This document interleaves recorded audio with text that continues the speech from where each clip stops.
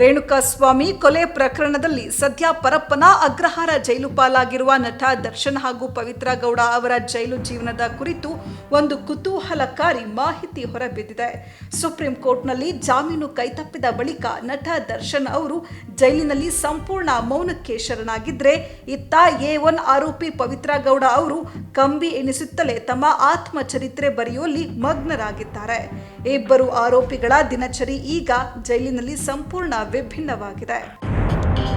ರೇಣುಕಾಸ್ವಾಮಿ ಕೊಲೆ ಪ್ರಕರಣದಲ್ಲಿ ಸಾಕ್ಷಿಗಳ ವಿಚಾರಣೆ ವಿಳಂಬ ಆಗ್ತಾ ಇದೆ ಅಂತ ಆರೋಪಿಸಿ ದರ್ಶನ್ ಸುಪ್ರೀಂ ಕೋರ್ಟ್ನಲ್ಲಿ ಜಾಮೀನು ಸಲ್ಲಿಕೆ ಮಾಡಿದ್ರು. ಆದರೆ ಕೋರ್ಟ್ ಇದಕ್ಕೆ ನಿರಾಕರಿಸಿದೆ. 1 ವರ್ಷದ ಒಳಗೆ ಪ್ರಮುಖ ಸಾಕ್ಷಿ ವಿಚಾರಣೆ ಪೂರ್ಣಗೊಳಿಸಲು ಕೆಳ ಹಂತದ ನ್ಯಾಯಾಲಯಕ್ಕೆ ಗಡುವು ನೀಡಿದೆ. ಒಂದೊಮ್ಮೆ 1 ವರ್ಷದ ಒಳಗೆ ವಿಚಾರಣೆ ಪೂರ್ಣಗೊಳ್ಳದೇ ಇದ್ರೆ ಆ ಬಳಿಕ ಜಾಮೀನಿಗೆ ದರ್ಶನ್ ಅರ್ಜಿ ಸಲ್ಲಿಕೆ ಮಾಡಬಹುದು ಅಂತ ಕೋರ್ಟ್ ಹೇಳಿದೆ. ಜಾಮೀನು ಸಿಗದ ಹಿನ್ನೆಲೆಯಲ್ಲಿ ನಟ ದರ್ಶನ್ ಅವರು ತೀವ್ರ ನಿರಾಶರಾಗಿದ್ದಾರೆ ಎನ್ನಲಾಗಿದೆ. ಇನ್ನು ಕನಿಷ್ಠ 1 ವರ್ಷದವರೆಗೆ ತಮಗೆ ಬೇಲ್ ಸಿಗೋದಿಲ್ಲ ಎಂಬುದು ಗೊತ್ತಾಗ್ತಾ ಇದ್ದಂತೆ ಅವರು ಸದ್ಯ ಯಾರ ಜೊತೆಯೂ ಮಾತನಾಡದೆ ಸೈಲೆಂಟ್ ಆಗಿದ್ದಾರೆ.